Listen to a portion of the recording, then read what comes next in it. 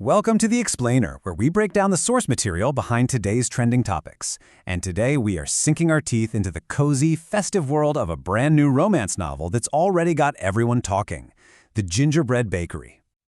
Okay, so let's dive right into the premise of Laurie Gilmore's new novel, The Gingerbread Bakery. It's all built around this classic, high-stakes romance question. You know, it's the kind of setup that just screams witty banter, rising tension, and of course, maybe a little bit of holiday magic. So the story kicks off in this absolutely charming, snowy town called Dream Harbor. I mean, it's a setting that feels like it's pulled straight out of a holiday movie, right? It's just the perfect backdrop for a classic romantic showdown.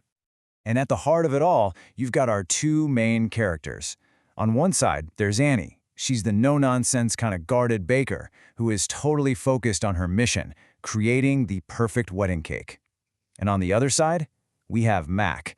He's the laid-back, sarcastic handyman who gets roped into doing some renovations. So yeah, they are total opposites, forced to work together, which, as you can probably guess, sets the stage for some serious sparks to fly. So what makes this book an instant hit? Well, a huge part of the story isn't just what's in the pages, but what's in the numbers. The author and this whole series have a staggering track record that really gives us a ton of context for all the buzz. First off, you gotta know this is not a debut novel from some unknown writer. Nope. The author, Laurie Gilmore, has this massive track record that automatically sets really high expectations for this latest book in her Dream Harbor series. And when we say powerhouse, we really mean it. We're talking a #1 New York Times, Sunday Times, and Globe and Mail best-selling author. That right there guarantees a huge built-in audience right from the get-go. And that success, it's been supercharged by the power of social media. Promo videos for the series on TikTok have racked up over 752,000 interactions. I mean, that is a massive driver of hype in today's market. And it's not just about the TikTok trends. There's also this really dedicated core fan base, over 8,700 followers on Goodreads, all eagerly anticipating this fifth book in the series. So you add all that up, and you see this book launched from an incredible platform. A previous book in the series won TikTok's Book of the Year. The series was featured on Good Morning America. It's just so clear that this isn't just a story. It's part of a massively successful and really well-marketed literary universe. Okay, so with all that context in mind, let's break down the actual story into its core components. The review lays it out almost like a recipe, showing us how all these familiar ingredients come together to create a really satisfying romance. The plot follows this really clear, classic 3-act structure. Just think of it like a recipe for the perfect romance, right? You've got the setup where sparks fly, then the build-up where twists deepen the connection, and finally, the climax that delivers that guaranteed happily ever after. So Act 1 sets the stage beautifully. You have this inevitable snowstorm that hits Dream Harbor, trapping our bickering duo. This forced proximity trope is the key catalyst here. It cranks up the tension as the snow just keeps piling up outside. Then, in Act 2, a shared crisis, a total cake disaster, forces them to stop fighting each other and actually start working together. And this is where their walls start to come down. That snarky banter, it turns into genuine flirting, and we get these little glimpses into their pasts, their heartbreaks, and their softer sides.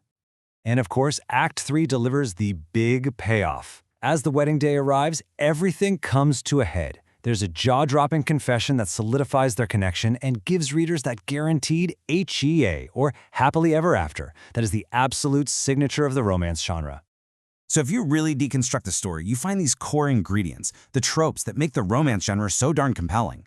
The source points out 4 big ones here. You've got the classic enemies-to-lovers dynamic, which gives us that satisfying slow burn. You've got the cozy small-town vibes for that perfect escape, the tension of forced proximity, which literally traps them together, and that heartwarming element of a found family. It's a proven formula, you know? It gives readers exactly the emotional payoff they're looking for. But according to the review, this book is more than just sweet small-town charm. It brings a little something extra to that cozy formula. This quote from People magazine, which the review highlights, really nails the book's unique selling point. It has all that wholesome, feel-good energy of a Hallmark movie, but it also includes what the reviewer calls a nice dash of spice, which just elevates it beyond a purely sweet romance. So what does a dash of spice actually mean? Well, the source material clarifies that while it's a cozy read, it does have some mature content. We're talking a medium spice level with explicit scenes and some emotional themes centered on past heartbreak. So it's not for all ages, but it's pretty much perfect for readers who want their cozy romance with a bit more heat. Okay, now that we have all the ingredients, what's the final verdict from the review? Let's break down the big takeaway. The reviewer lands on a very solid 4 out of 5 stars, and the rating is overwhelmingly positive, with high praise for its cozy setting, hilarious banter, and fantastic character chemistry. The only minor drawback noted is a few predictable plot twists. But hey, that's pretty common in genre fiction. Looking a little closer at that verdict, the pros are super clear. The book totally excels with its witty dialogue, authentic charm, and that perfect balance of sweet and spicy. The cons aren't really flaws so much as a matter of expectation.